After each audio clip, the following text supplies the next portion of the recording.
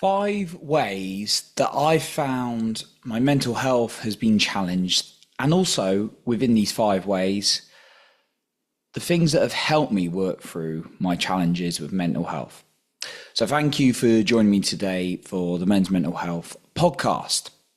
So, I want to share like five things that have really made an impact on my mental health, but also, like I said, five ways to help. I kind of just repeated myself. So, I'm just going to dive in with these five things for today's episode.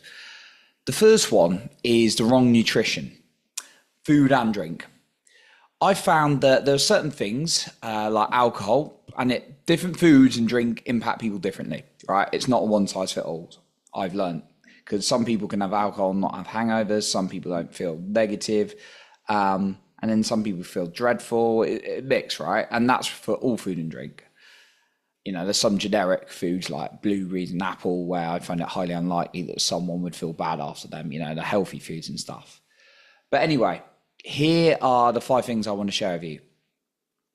I was going back to nutrition. So the first one with nutrition is like with high sugar, I get anxious. With alcohol, I can get really depressed. But with really clear water, feeling really energetic, that makes me feel really good, really, really alive. So what I started to do with that is start like writing down on my phone and know when actually my mood changed after I'd eaten something, or how a food made me feel, or when it made me feel good. And when I've got that list and I look at it regularly, that really helps me therefore identify what food's going to be good for my mood and not so good for my mood. And if you want to ban certain foods, you're like, I can't ban it. Here's something to do. Get an accountability partner and tell them you're banning the food. The second one is the information you are consuming. If you don't know me by now, or if we've not met, get rid of the news immediately. That just trains you for fear. That wires you for fear. So I never listen to the news. It's poisonous, in my opinion. And things like social media I use, but there can be really negative sides of it if you're using it for comparison or getting into fear stories and all that kind of thing, right? Like Facebook pops up with things like end of the world and all that kind of stuff. And that's going to make you feel good. So be very intentional about what you do look at and your time on social media. And also finding time, when I find time for reading, listening to something inspiring, feeling good, that really makes me feel better as well. So that's my next point, the information I'm taking. The third one, the people I hang out with. I hung out with some really cool people earlier, a good group from work, and I felt really good. I felt myself, and I felt great. And when you can do more of that, you're going to feel better. So if you're like with a group and they don't make you feel good, don't think like you're bad at socializing or you're not as fun as them or whatever, right? It's just different people will vibe you differently. And when you find a good group, find those groups more often than not so you can start feeling good about you. And then the fourth point is talk and share. Talking and sharing is being a big challenge for me because I'm very sensitive and I like people to really hear me and feel what I'm saying. And there are some people in my life who will offer this listen, but they can't listen. They don't have the ability. And that's, unfortunately, there's quite a few human beings like that in the world. There's no judgment. It's just where people are at.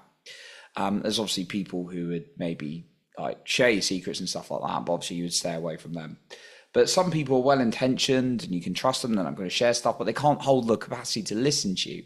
So make sure you find the right people or person to share with. You know, you can, the thing I've done is talk to Samaritans, which is the free hotline. They're trained to listen and hold space for you, and that can be really, really healthy. And then the fifth one is not taking action. And what do I mean by this? If I say I'm going to do something and I've not done it, and I consistently do that, well, that actually damages my relationship with myself. So become very conscious and intentional that you're going to do what you say you're going to do. And if you're putting too much on your plate, cut it back. And you can have a load of tasks to do in a day, but give yourself like 3 things that are like mandatory that you're going to do. And be very clear with yourself, I'm going to do these 3 things. And you can make them small. If you're in a dark place, make it really small. When I've been in really dark places, it really helps me. But if you consistently say you're going to do stuff and keep putting it off, it will damage your relationship with yourself and not make you feel very good emotionally and mentally as well. So if you're in the darkest place, it might even be as getting up for a shower, because I've been in those places where it's really dark and getting up for a shower was a win. But yeah, just giving yourself something that you can do, but make sure you're consistent with your action more often than not. If you now and then miss something, don't beat yourself up. But actually, I found when I consistently don't take action, that really impacts my mental health. So those are my 5 ways in terms of what I found that can really impact mental health, but actually what you can do about it as well. Thank you for listening and watching today.